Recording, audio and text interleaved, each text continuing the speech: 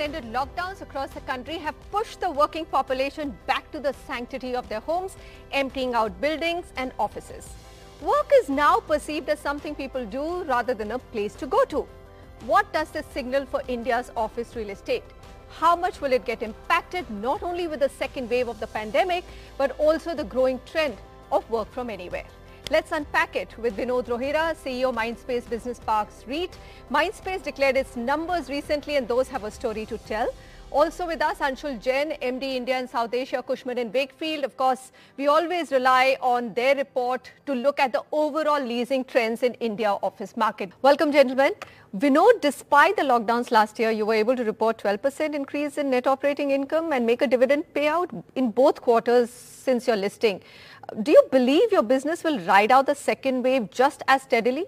You know, what's really important, Manisha, is to understand who is our customer. 95% of our footprint is global GCCs, GICs, and global service providers of technology. If you look at their hiring in the last 6 months, especially in the last quarter and continuing in this quarter, it's grown humongously.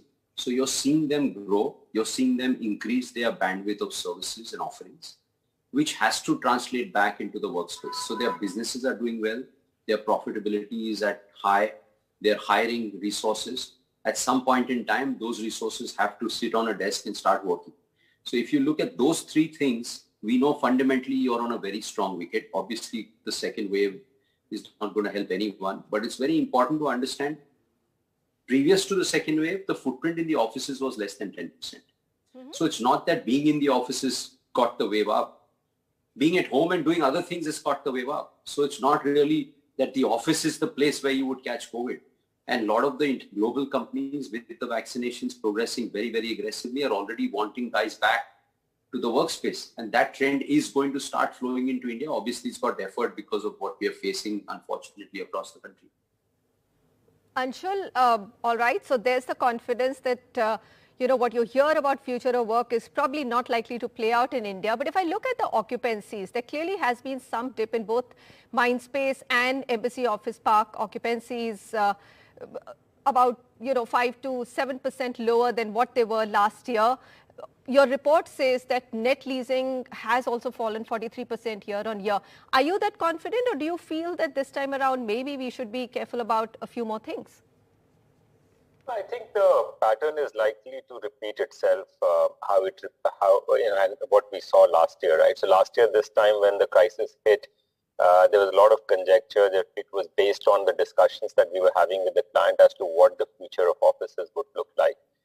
This year, we have a bit of data, not only how the markets behaved post the first wave of COVID, but also we've seen how the markets have behaved across the world post first and in some countries post the second wave of COVID, right? And people are willing to come back, they're wanting to come back. And of course, all the things that we said last year is still true, right? That when people come back, it won't be 100%. There'll be still a working population which will be working from home and so on and so forth. So yes, occupancy has dipped a bit across the board. And the prime reason for that is, a lot of companies have used, so the two segments of companies, one are large companies and then one are the smaller companies. The smaller companies have said, let's use this time, we're not going to the office, we might as well save the cost and give up that space. Some of the large companies have said that maybe it's a time for them to just look at their costs and rationalize it a bit, because most of the large companies in their pursuit of expansion has had, and rightfully so, kept maybe 10-15% buffer space with them as they kind of grew. And now that growth clearly in the short term took a bit of a hit. And of course, people don't know what would the exact headcount look like and exact designs look like post. So they say, okay, if we have a little bit of excess space, let's give it up. But let's renew the balance space. And therefore, while we all focus on the net absorption, which is the right number to focus because that's net new space being absorbed, an encouraging figure is gross absorption, which for the first quarter was about 12.5 million feet, 5% over the fourth quarter of 2020. And that basically indicated that a number of companies are still renewing their space. And when they're renewing their space, they're renewing it for the next kind of 3 or 5 years. So I think if you look at all that data, you still feel and compare it to what's happening around the world when the waves subside, we still feel very optimistic about the office market going forward post the waves. All right, Vinod. So Vinod, let me ask you, what has changed? I'm sure that, all the corporate clients, because we hear of all the large tech majors looking at hybrid work models. In the new RFPs which are floating in the market, is there demand for shorter term leases, more flexible spaces, perhaps, lower rent escalations? Can you give us some flavor of what has changed? Actually the scenario has not changed for any of those customers. It's very simple. If in a market like this, you're looking at growth and you're looking at either consolidation or a combination of consolidation and growth, you absolutely are clear of what you need. At that point in time, there is no point on these clients taking a 3-year view or a 5-year view because they're going to put in fresh capex in an environment like this. They're absolutely sure what they're doing. So in fact, you're finding clients asking for 15-year contracts now instead of 10-year contracts. We're negotiating 2-3 large contracts. All of them, the customers are asking you for 10 and 15 years. So the pattern of rent payment, the negotiation around escalations, all of that is really not changed at all. There is obviously the immediate guys who, like Anshul mentioned, some of them are surrendering off space in parts. Those guys don't have global mandates from their offices to sign the renewal, which is why they have no option but to terminate currently whatever was non-strategic space for them in the bargain. And they know and they tell us in 6-9 months, we will need this space back because we are hiring people. We'll come back to you. We don't have the mandate right now, so we can't really offer it. We can't take it. Okay. But having said that, they are seeing growth in the services and the need for people hiring is there. So that is going to translate to the workspace. Today, while you have the dominance of the second wave, until vaccinations don't take an aggressive posture, you can't bring your people back to the workspace. So by default, whether you like it or not, you will not bring them to your desk. But wanting to go back to the desk has always been there. Most clients are talking to us and saying, how do we work together on vaccinations? And we are working closely to set up vaccination centers across all our parks. Of course, it's a different matter that we need the vaccinations, but the infrastructure is already being set up as we speak because the clients want to engage and get their employees vaccinated at the earliest. After that, they know that workplaces where they want their employees back. Otherwise, they wouldn't even encourage or push the need for vaccination.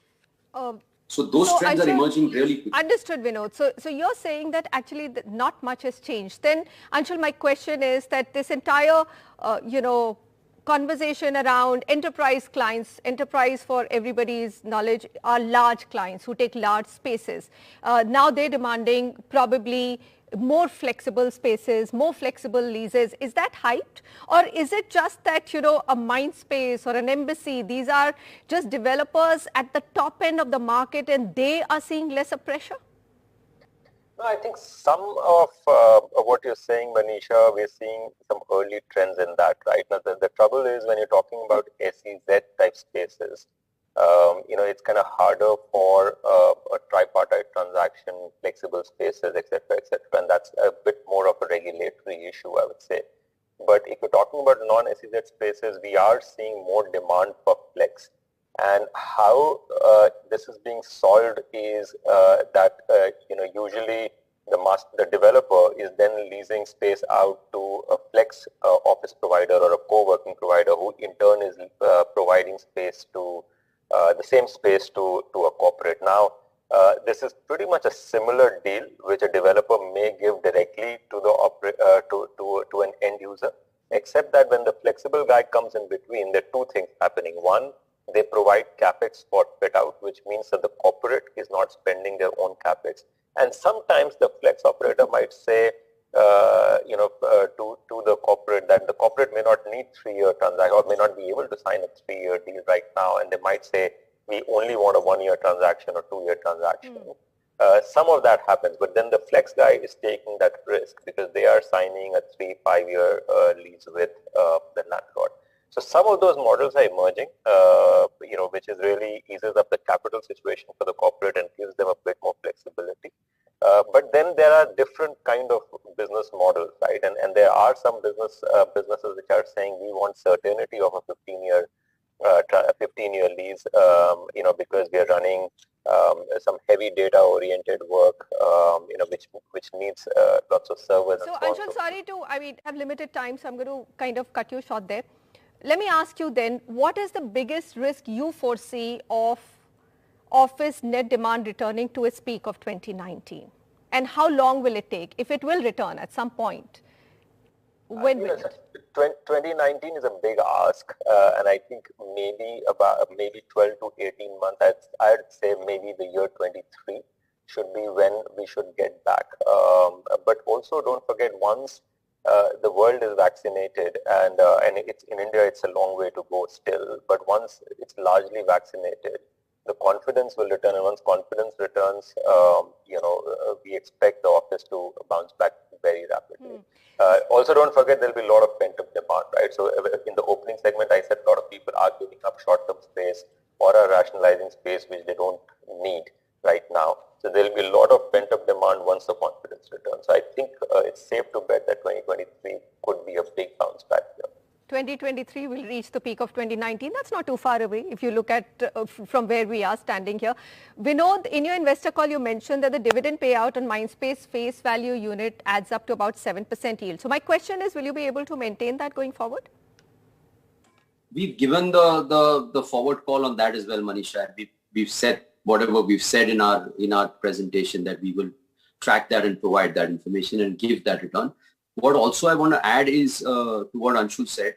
What's important is, even if it's flexi space, it's office space, which means clients are looking at office space. It's just that they don't have the confirmation by their managements to take long calls just now, but they want the workspace. So if they want the workspace, it will very soon move to permanent space, because they actually need the office space and it's not work from home. So that really is fundamentally very important to note, because they want the workspace.